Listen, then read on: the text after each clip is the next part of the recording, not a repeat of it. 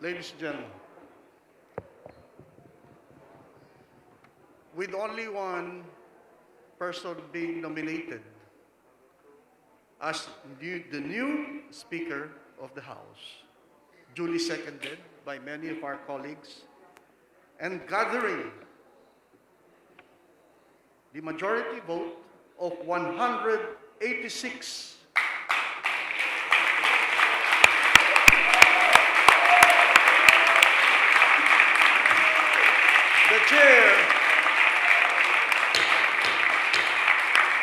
the chair now, or the House of the people, have now spoken and have a new Speaker of the House of the People in the person of Honorable Lord Allan Velasco. Congratulations.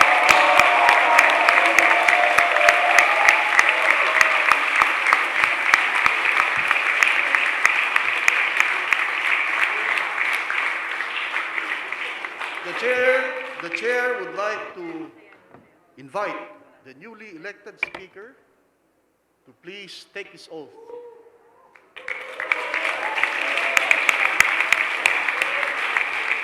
Mr. Speaker, together with the members of his family. Mr. Speaker, could we ask The that majority floor leader.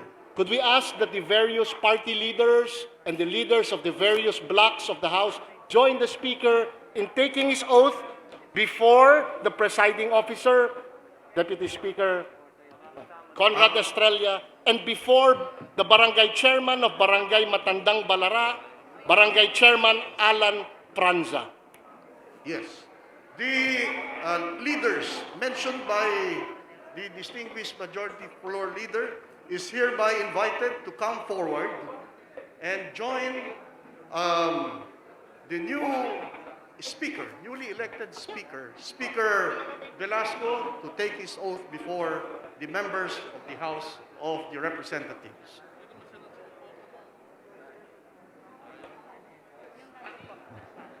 Likewise, could we invite Barangay Captain, Barangay Chairman Alan Franza as well?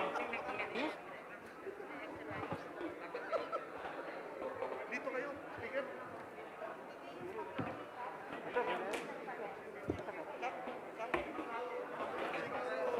Ako na mag-awak.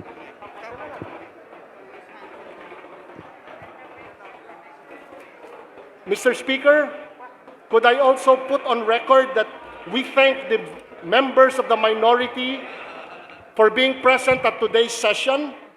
In particular, we have 3 deputy minority floor leaders, the Honorable Caraps Paduano, the Honorable Bonito Singson, and the Honorable Bayani Fernando, as well as many other members of the minority. Could we invite the deputy minority leaders on the stage as well to witness the oath-taking of the Speaker? The leaders of the minority are hereby invited here in front. Please come forward.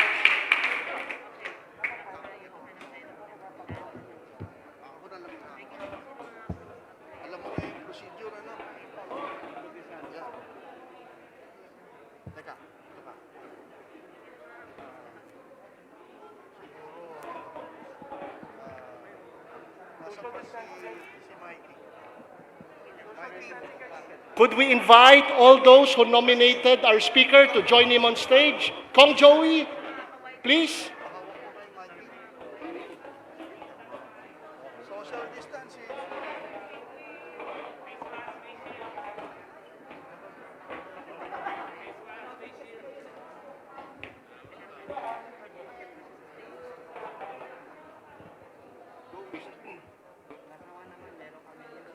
Please raise your right hand and repeat after me.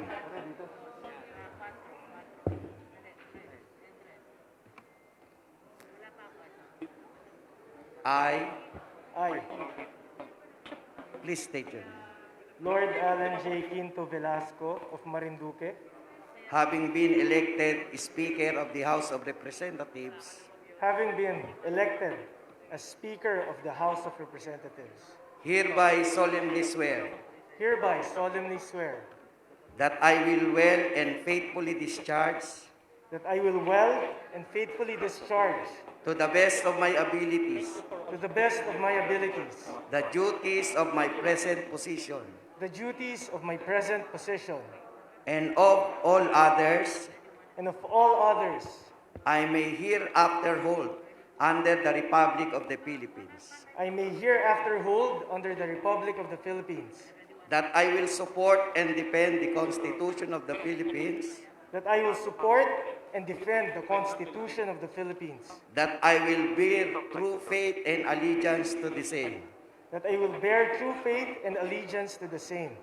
and that I will obey all the laws, and that I will obey all the laws, legal orders, legal orders, and decrees promulgated by duly constituted authorities and decrees promulgated by the duly constituted authorities of the Republic of the of Philippines, the Republic of the Philippines, and that I impose this obligation and that I impose this obligation upon myself voluntarily, without mental reservation without mental reservation or purpose of evasion. or purpose of evasion. So help me God. So help me God.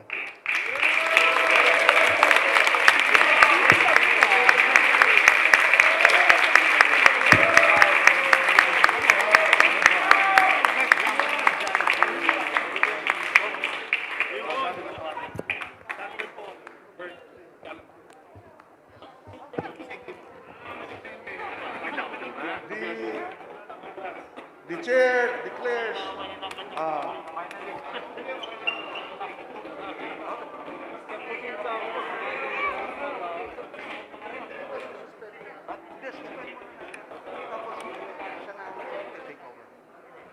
okay.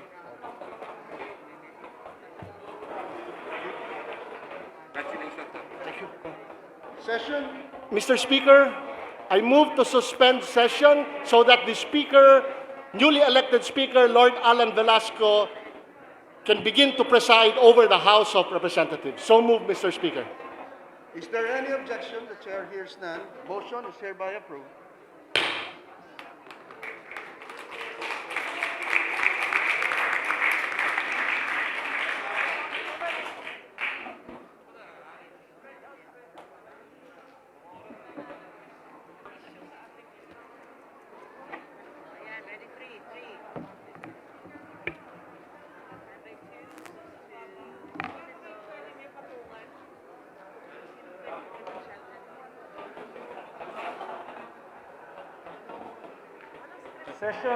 Session resumed.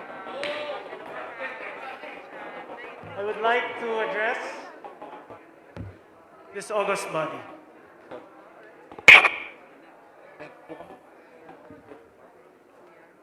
My esteemed colleagues, ladies and gentlemen, aking pinakamamahal na mga kababayan Pilipino, sa magandang araw po. I was asked why I would want to lead the House of Representatives during the worst possible time, in the midst of a global pandemic that has crippled governments and upended our lives. But why not?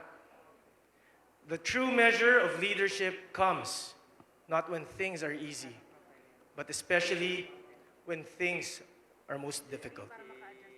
Whether famine or feast, poverty or plenty, a leader will always rise to the challenge and respond to the call of service. It has been a difficult journey to get to where we are. One fraught with many frustrations and complications. But then, we are all here. And this is a testament to our indomitable spirit and our collective commitment to honoring our word. For what are we?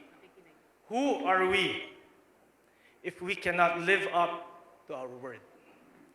This is not the triumph of one. This is the triumph of everyone who believes that the promise is a promise.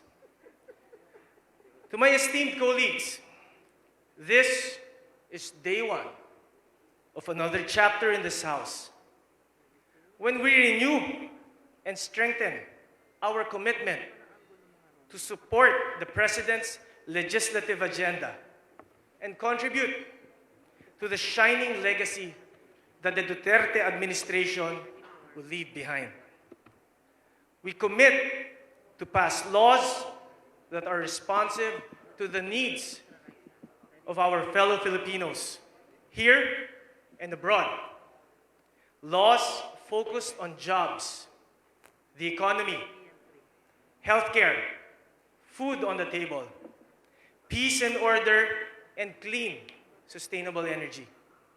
And most of all, today's events would ensure that the President's call for a timely, legal, and constitutional approval of the 2021 budget will be complied with.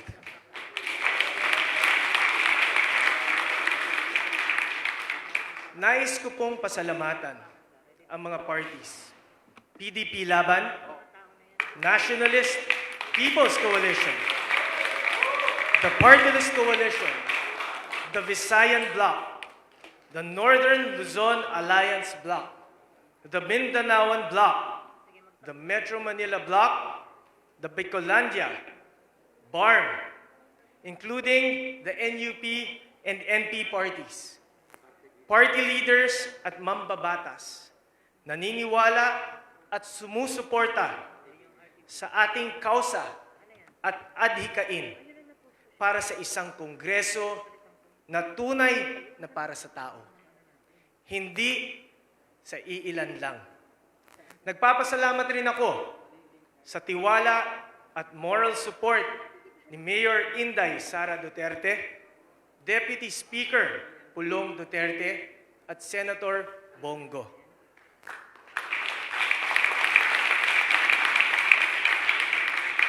Higit sa lahat, ako'y nagpapasalamat sa ating mahal na Pangulo.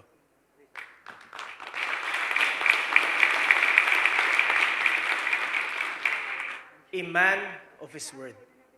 May isang salita. Sa mabuting halimbawa and for inspiring young government servants like me na hindi hadlang ang pagiging probinsyano para tayo ay makapagserbisyo.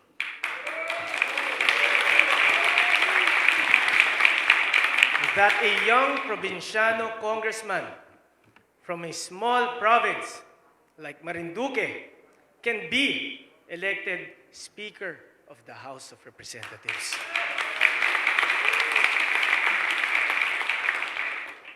This can only happen in the age of Duterte when anything is possible for the benefit of the Filipino people.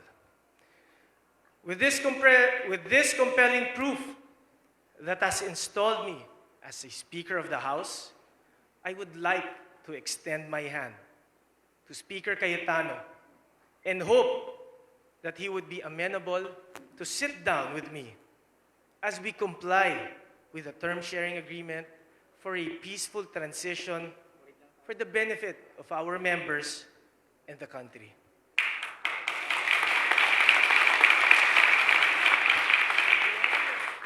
Today, history is made once again in these August halls. At ako po, inyong abang lingkod, Lord Allan Jay Velasco, ay taus-pusong tumatanggap sa hamon na maging Speaker ng Kamara de Representante.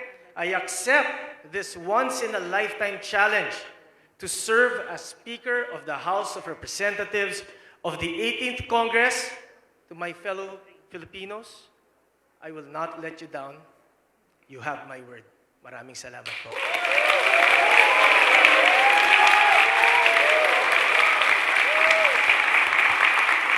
Mr. Speaker, I move to suspend session. So move, Mr. Speaker. Session suspended.